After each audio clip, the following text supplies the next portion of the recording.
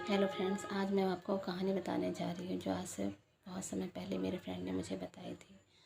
उसके गांव में कोई दो रिद्धि और रीति नाम की दो लड़कियाँ रहती थी और वह अपनी माँ के साथ रहती थी। उसके पिताजी जो कि शहर में कमाने के लिए गए हुए थे, तो अब वो माँ बेटी गांव में अकेली रहती थी। एक दिन की बात है कि उसकी माँ कहीं बाहर गई और रात हो जाने पर नहीं लौटी।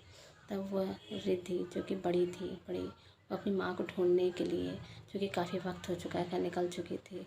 जाते समय वह रास्ता भटक गई। रास्ता भटकने पर उसे एक जंगल दिखाई दिया। उसको, चूँकि उसने गांव वालों से सुना था कि यह बाहर जाने के लिए काफ़ी छोटा रास्ता है, तो उसको ये लगा कि इस रास्ते से हम जल्दी पहुंच जाएंगे। रिद्धि आगे बढ़ने लगी। उसे बहुत डर भी लग रहा था, पर उसकी माँ इतनी लेट हो गई थी कि उसे अपनी माँ की चिंता भी हो रही थी, तो वह अकेले ही ढूंढने निकल चुकी थी। उसने ये भी सोचा था कि साथ में अपने किसी गांव वाले को ले लूं, लेकिन चूँकि इतनी रात हो जाने पर सभी गांव वाले भी सो चुके थे, तो उसके साथ कोई नहीं था। वह अकेले ही बढ़ी चली जा रही थी। रास्ते में उसे डर भी लग रहा था, पर उसे अपनी माँ की चिंता चूँकि सता रही थी, इसलिए आगे चलती जा रही थी। तभी उसे पीछे से एक आवाज़ आई, रिद्धि। उसे लगा शायद उसकी माँ ने उसे आवाज़ दी। उसने पलट कर देखा, पर पीछे वहाँ पर कोई न था। फिर से दोबारा वह बढ़ती चली जा रही। उसे लगा शायद उसे वहम हो रहा है। वो बढ़ती जा रही। तभी उसे फिर दोबारा आवाज़ आई, रिद्धि। दोबारा फिर पलटी, पर उसे पीछे कोई नहीं दिखा। अचानक वह रुकी और वो ध्यान से सब तरफ देखने लगी। उसे बहुत डर लग रहा था कि वह कदम जल्दी अंदर चलाने लगी। उसे फिर दोबारा आवाज़ आई, रिद्धि। लेकिन उसने जब पलट के देखा तो सामने एक औरत खड़ी थी। उसने पूछा, बेटा आप इतनी जल्दी लेके आए, मैं आपको इतनी देर से पुकार रही हूँ, आप कहाँ जाना है? अरे मेरी माँ मुझे भी तक नहीं लौटी है, क्योंकि रात हो चुकी है। तो उसने पूछा, बेटा आप इस रास्ते से क्यों आए? उन्होंने कहा, रिद्धि ने बोला कि मेरी माँ की रात हो गई, नहीं लौटी और मुझे ये रास्ता छोटा लगा और मैं रास्ता भटक भी गई थी, इसलिए मुझे रास्ते में अंधेरे में कुछ समझ में नहीं आया। उसने कहा, चलो बेटा मैं आपके साथ चलती हूँ। और साथ में चलने लगी दोनों।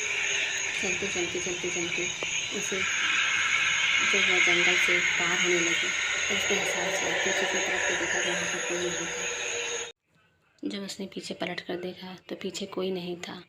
हालांकि उसे बहुत डर भी लगा, परंतु वह चूँकि उसे अपनी माँ की चिंता हो रही थी, वह आगे बढ़ती जा रही थी। चूँकि जंगल ख़त्म हो चुका था, वह सड़क पे आगे बढ़ती जा रही थी। तभी उसे आगे उसकी माँ दिखाई दी और वह वापस लौट रही थी। तो उसने माँ के साथ वापस अपने घर को आ गई।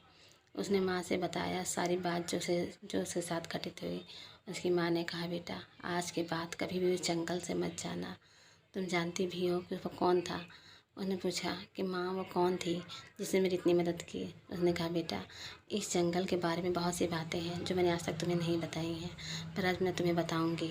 आज से 10 साल पहले की बात है, जब तुम बहुत साल पहले की बात है बेटा। तेरी चाची जो कि बहुत मॉडर्न ख्यालों की थी, शहर से आई हुई थी। उन्हें गांव के बारे में कुछ पता नहीं था और वापसी शहर जाते समय उन्हें यह रास्ता छोटा लगा, तो वह जंगल के रास्ते से चलती, जो कि जंगल में बहुत से जंगली जानवर भी होते हैं। हमें नहीं पता, गाँव वालों को भी नहीं पता कि उनके साथ क्या हुआ, पर वह आज तक कभी भी जंगल से वापस नहीं आई। पर ऐसा सुनने में आया है कि वो तेरे चाची ही हैं जो भी गांव में भटक जाते, इस गांव जाते समय या शहर जाते समय जंगल से होते हुए जाता है, और जो रास्ता भटक जाता है उसे ये रास्ता पार कराते हैं। बेटा तुमने आज इस जंगल से उनकी बदौलत रास्ता पार कर लिया, लेकिन कभी भी भूल के इस जंगल में वापस मत जाना। इसमें बहुत से जंगली जानवर और बहुत सी चीज़ें हैं।